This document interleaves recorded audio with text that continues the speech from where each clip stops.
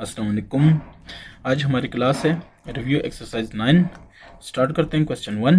Each of the following questions is followed by 4 suggested options. In each case select the correct option. Correct option आपने choose करनी है। Number 1, sphere is a 3 dimensional solid object. It has, तो इसका ना कोई surface होता है, ना कोई एज होता है और ना कोई वर्टेक्स होता है। ठीक है, तो ये वाला ऑप्शन ठीक है। नंबर 2, अ क्यूबॉइड हैज़, इसके कितने फेस हैं? 6। ठीक है, ये समझ लें। अभी तक आप इसको पढ़ चुके हैं, समझ चुके होंगे, नहीं तो अभी याद कर लें। अ हेमिस्फेयर हैज़, हेमिस्फेयर है तो उसका एक ही एज होता है। ठीक है, हेमिस्फेयर का।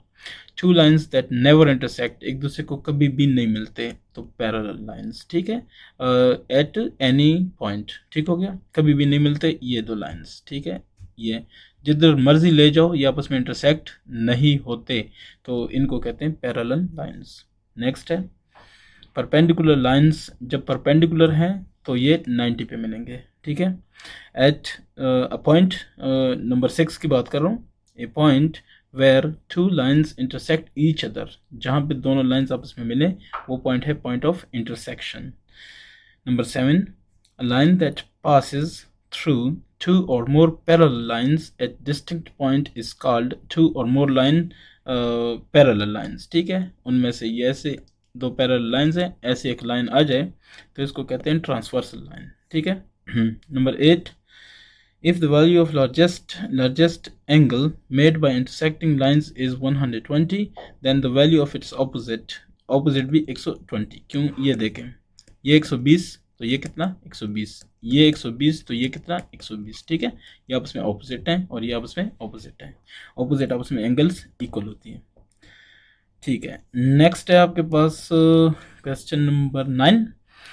Line that divides an object into 2 identical pieces is called mirror line. ठीक है, सेगमेंट नहीं हो सकता, रे नहीं हो सकता, परपेंडिकुलर लाइन नहीं है। Number 10, number of times shape looks the same in one full turn. एक टर्न एक चीज़ है, जैसे ये, इसको आप रोटेट करते हैं पूरा एक, जितनी दफ़ा ये सेम वापस अपनी शक्ल में दिखाई दे इसको कहते हैं ऑर्डर ऑफ सिमेट्री। यानी जितनी दफ़ा सिमेट्री होती है उसको कहते हैं ऑर्डर ऑफ सिमेट्री। उसके बाद question number 2, main question number 2, इसमें नंबर 1 पैरेलल लाइन और non parallel lines, intersecting lines, perpendicular lines वगैरह वगैरह, ये जितना भी दिया हुआ है आपने इनको डिफाइन करना है। मैं बता देता हूँ कि कहाँ पे है, बाकी आप वहाँ से कर लें। ठीक है, ये आपके पास बुक है, ये देखें पैरेलल लाइंस दी हुई हैं, पैरेलल लाइंस, तो इसको समझ लें। यहाँ से इसकी डेफिनेशन है 2 और मोर लाइंस। ठीक हो गया, ये इसकी पूरी डेफिनेशन है और ये इसकी एग्जांपल्स हैं। क्लियर हो गया। ऐसे ही अगर वो कहते हैं इंटरसेक्टिंग या नॉन पैरेलल, तो ये इसका क्या है, इसकी डेफिनेशन है। यहाँ से स्टार्ट होगा, ठीक है, यहाँ पे ख़त्म होगा और ये उसकी एग्जांपल्स हैं। ठीक है, ऐसे ही जितना कुछ दिया हुआ है परपेंडिकुलर लाइंस, ठीक है, ये इसकी डेफिनेशन है, ये यहाँ से देख लें। और मेरे ख्याल से आप देख सकते हैं ट्रांसवर्सल सारा कुछ दिया हुआ है, तो यहाँ से आप इसको समझ भी लें और इसको याद कर लें। ये जो कॉमर्स में है ना, इन्वर्टेड कॉमर्स में, ये इसकी डेफिनेशन होती है। ठीक है, बाकी इसकी सारी चीज़ें आप देख लें। इसके बाद नेक्स्ट है हमारे पास वो कौन सा है, ये है, ये सारा कुछ इसमें अवेलेबल है। ठीक है, बुक में आप पीछे देख लें। अगर किसी को कोई प्रॉब्लम है तो वो कमेंट में पूछ लें, मैं बता दूंगा किस पेज पे और कहाँ पे है और क्या डेफिनेशन है। नंबर 3 है कि differentiate between 2D and 3D shapes and give one example for each one. यानी 2D 2 डायमेंशनल, 3D 3 डायमेंशनल, ये जो शेप्स होती हैं उनको डिफ्रेंशिएट यानी उनमें फ़र्क बताएं और एक मिसाल दोनों की दे दें। तो मैं वो भी बता देता हूँ कहाँ से आपको मिलनी है। चले जाते हैं पिछले किसी उस पर, यहाँ से आप देख सकते हैं 2 डायमेंशनल और 3 डायमेंशनल ये चीज़ें। ठीक है, ये देखें, ये यहाँ से आ जाता है 2 डायमेंशनल क्या होता है, ये आप देख लें, ये इसकी एग्जांपल्स हैं। ठीक है, ये सारे 2 डायमेंशनल है। 2 डायमेंशनल का बेसिकली मतलब ये है कि 2 एक्सिस पे, जैसे एक्स एक्सिस और वाई एक्सिस। ठीक है, तो इस पे जो भी शेप बनेगी, अब ऐसे बनेगा या ऐसे बनेगा, ठीक है, ये ऐसे बनेगा, ठीक हो गया ना, तो या ऐसे बनेगा, तो इसको कहेंगे 2 डायमेंशनल। ठीक हो गया। तो इसके बाद है 3 डायमेंशनल। तो 3 डायमेंशन में आप ये देख सकते हैं, क्यूब इसकी एक एग्जांपल है, बाकी भी एग्जांपल्स हैं क्यूबॉइड वगैरह, आप ये देख सकेंगे, उसकी डेफिनेशन यहाँ से आपको मिल जाएगी। ठीक है, इसके बाद नेक्स्ट है जो करने वाला काम है वो ये है क्वेश्चन नंबर 4। क्वेश्चन नंबर 4 में क्या दिया जा रहा है, क्वेश्चन नंबर 4 को देखते हैं। Find the value of x in the following figures. Figure दी हुई है, इसमें एक्स की वैल्यू फाइंड करनी है, मतलब वो एंगल हमने फाइंड करना है। ठीक है, तो इसको मैं स्टार्ट करता हूँ, आप भी देखते जाएं साथ साथ, किसी को कोई क्वेश्चन है फिर पूछ लें। क्वेश्चन नंबर 4 इसमें है कि नंबर वन डायग्राम आप वहाँ से देख सकते हैं, जो फिगर है जो शक्ल है वहाँ से आप देख सकते हैं। यहाँ मैं सिर्फ और सिर्फ उसको सॉल्व करूँगा। तो अगर आप ये देखें कि किस तरह आप उसमें इसको यूज़ कर सकते हैं, वो ये है, इसको थोड़ा सा ना मैं बड़ा कर देता हूँ, आपको समझा भी देता हूँ। ये अगर मैं ऐसे करूं तो ये एक लाइन बन जाएगा। एक लाइन का मतलब है कि पूरा 180 डिग्री होता है। ठीक है, पहली चीज़ जो आपने समझनी है, ये क्लियर हो गया। अब अगर ये हमें पता चल गया ना, ये वाला एंगल, फॉर एग्जांपल मैं इसको क्या देता हूँ, एंगल सी। ठीक है, अगर ये हमें पता चल जाता है तो ये और ये बराबर हैं, क्यों, क्योंकि कॉरेस्पॉन्डिंग में आ जाता है। क्लियर हो गया। तो इस हिसाब से इसका मतलब ये है कि मैं अगर ये कहूँ कि 2x + 1 + c, ये सारे आप उसमें प्लस करूँ तो ये बराबर हो जाएगा 180। क्या ख्याल है, और c की जगह मैं क्या कहूँ, 111। ठीक हो गया। अब मैं करता हूँ, देखते जाएं आप। जैसे मैं ये कह देता हूँ यहाँ पे कि फ्रॉम फिगर। ठीक है, फ्रॉम फिगर से मैं क्या कह देता हूँ, लेट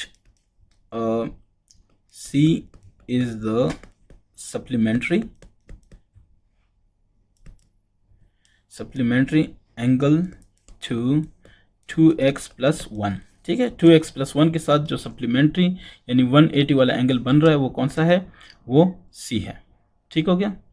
तो अब मैं क्या करूँगा, अब मैं ये करूँगा कि ऐसे लिखूँगा कि देन c + 2x + 1 = 180 डिग्री। फिर मैं लिखूँगा कि as c = 111 degree corresponding angles. ठीक है,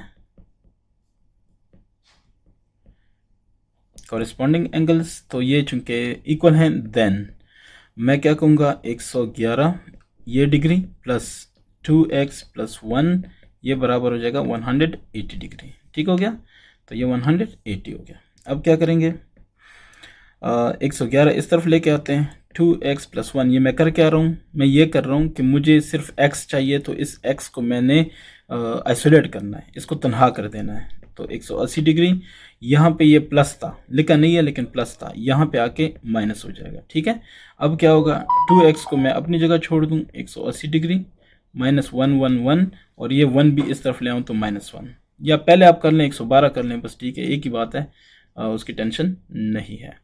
मैं इन चीज़ों को हटा देता हूँ। ठीक है, फिर इस पे हम बात करते हैं। उम्मीद है यहाँ पे ये सॉल्व हो जाएगा। तो इसके लिए ये हो गया आपके पास 180 डिग्री -112, और इसको अगर मैं कैलकुलेटर लेके कर लूँ डायरेक्ट करने के लिए, ताकि कोई टेंशन ना हो, तो इसको मैं बता देता हूँ कि इसका क्या होना चाहिए। ये है 180 -112, यह आ जाएगा 68 डिग्री। तो 68 है, यानी 2x हो गया 68 डिग्री। इसका मतलब है कि x, ये तीर का निशान है। ठीक है, इट मीन्स कि x = 68 डिग्री, ये 2 यहाँ पे मल्टीप्लाई है तो यहाँ पे क्या हो जाएगा, डिवाइड 34 डिग्री। तो 34 degree is your required answer. ठीक है, आते हैं नंबर 2 की तरफ। तो नंबर 2 में x आपको रिक्वायर्ड है। ठीक है, अगर आप गौर करें, ऐसे अगर मैं इसको सर्कल बना दूं, ये सर्कल बन जाएगा ना, यानी अगर मैं सिर्फ ये ऐसे करूं तो ये सर्कल बन गया, और सर्कल का टोटल एंगल कितना होता है, 360 डिग्री। पहले इसको समझना है ना। ठीक हो गया, 360 डिग्री। अच्छा, ये आपको क्लियर हो गया। अब आता हूँ इसके नेक्स्ट की तरफ, आपको बताता हूँ, ज़रा गौर करें, इसको ज़रा पतला करूँ ऐसे। अगर मैं यहाँ पे एक लाइन खींचूँ, ठीक है, तो रूल्स ये कहते हैं कि ये वाली साइड और ये वाली साइड एंगल आपस में बराबर हैं। इसका मतलब है कि ये 54 डिग्री है। ठीक हो गया। ऐसे ही वही रूल ये भी कहते हैं कि ये और ये बराबर हैं, तो ये 59 है। अब देखें अगर ये मैं इकट्ठा कर लूँ, ठीक है, तो ये पूरा यानी 54 प्लस 59 प्लस करूँ और प्लस x करूँ तो ये टोटल कितना हो जाएगा 360, क्योंकि सर्कल बन जाएगा। ठीक हो गया। अच्छा अब देख लें, मैं दोबारा इसको रिपीट करता हूँ लेकिन बोर्ड पे, मेरे ख्याल से ज़रा और क्लियर हो जाएगा। अच्छा देखते जाएं, अगर मैं ऐसे करूँ, इसको थोड़ा सा ना मैं बड़ा बना देता हूँ, ये ठीक है, ऐसे, फिर ये ऐसे आ रहा है और ये ऐसे आ रहा है, यहाँ पे ये कह रहे हैं हम कि ये x है। ठीक हो गया, इसको ऐसे कर देते हैं, तो ये प्लस फॉर एग्जांपल मैं a कह देता हूँ और इसको मैं b कह देता हूँ। मैं ऐसे कहूँगा कि a plus b plus x ये कितना है 360 डिग्री। अब सवाल ये है कि a कितना है, b ये 59 डिग्री है और ये कितना है 54 डिग्री।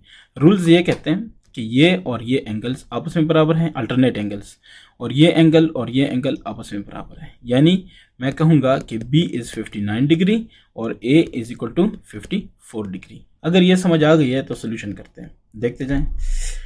फ्रॉम फिगर आप लिखें तो ज़्यादा बेहतर है, ठीक है। फ्रॉम फिगर अब इसको कहें कि let a b are unknown angles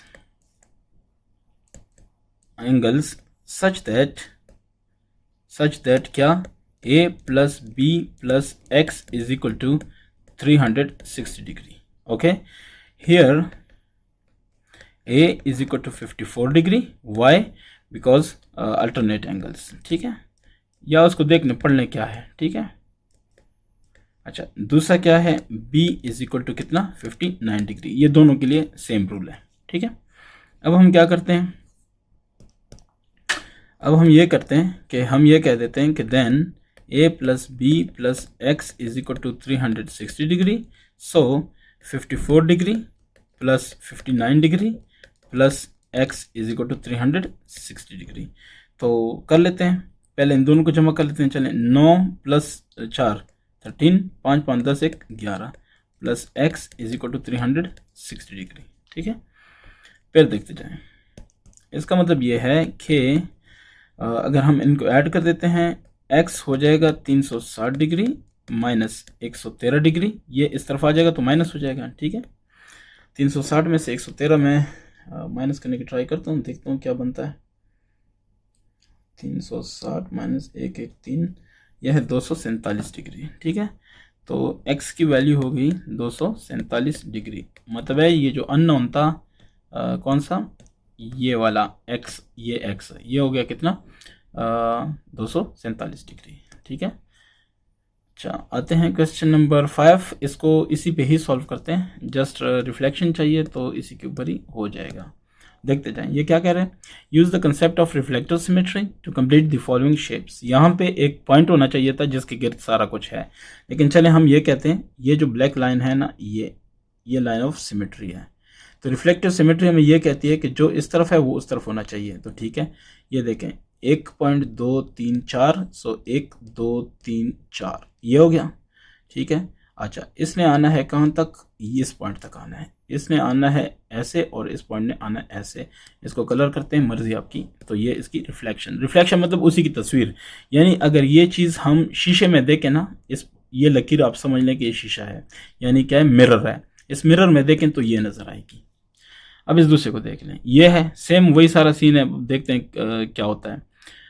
1 2 3 4, सो 1 2 3 4 हो गया, ऐसे लें, क्लियर।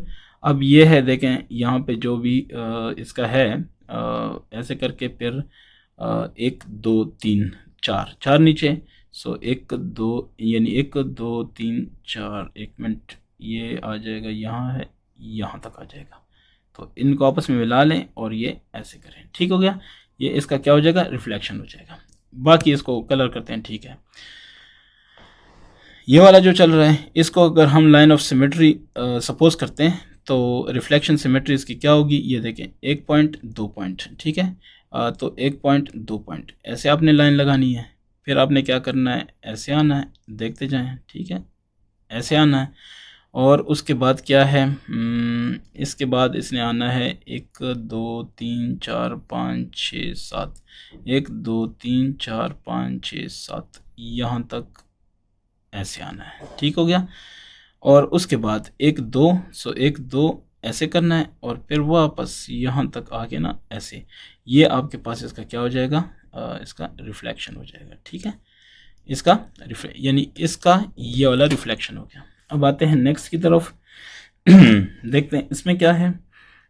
ठीक है, इसको ज़रा गौर करें कि ये कितना है। देखें इधर से, यानी ये अगर मैं बिल्कुल सीधे लाइन लूँ तो इसे एक इस तरफ आया है, तो मैं एक इस तरफ आऊँगा, लेकिन 1.2 3 4 5 6, सो 1 2 3 4 5 6, एक पॉइंट यहाँ आऊँगा और ये इसको ऐसे मिलाऊँगा, मिल गया।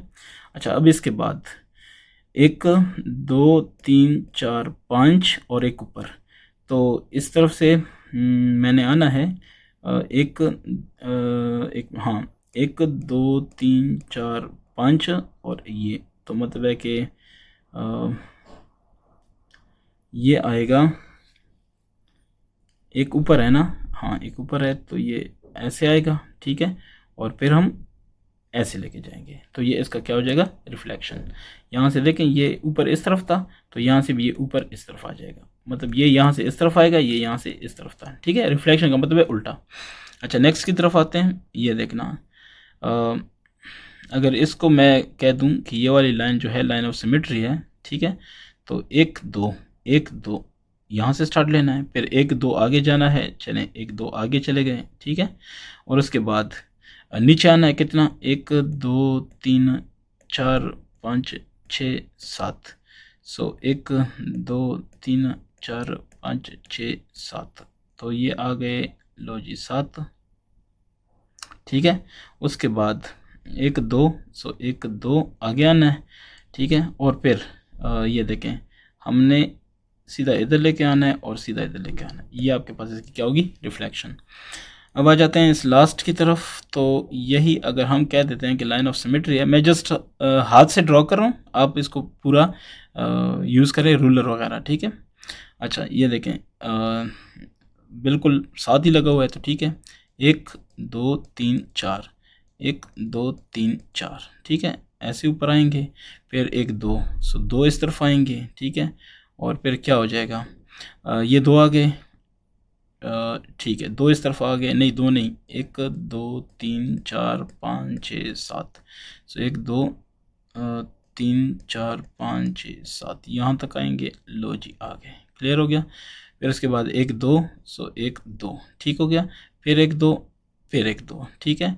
और फिर एक ऊपर जाना है, तो एक ऊपर गया, और इसके बाद ऐसे आना है, सॉरी ये थोड़ा सा ना ज़्यादा ही हो गया, चलें मैं इसको करता हूँ, ये ऐसे आ गया और ये फिर ऐसे आ गया और ये ऐसे, ठीक है। 1 2 सिर्फ यहाँ तक है,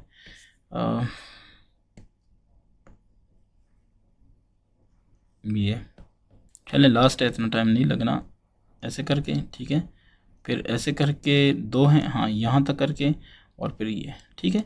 बाकी इसको कलर कर दें, ये आपके पास क्या होगा, जवाब होगा, ठीक है। तो कोई क्वेश्चन है आप कमेंट में पूछ लें, बाकी कोशिश की है कि कुछ समझा पाऊँ, ठीक है। नेक्स्ट इंशाल्लाह चैप्टर नंबर 10 स्टार्ट करेंगे, ठीक है। Thank you.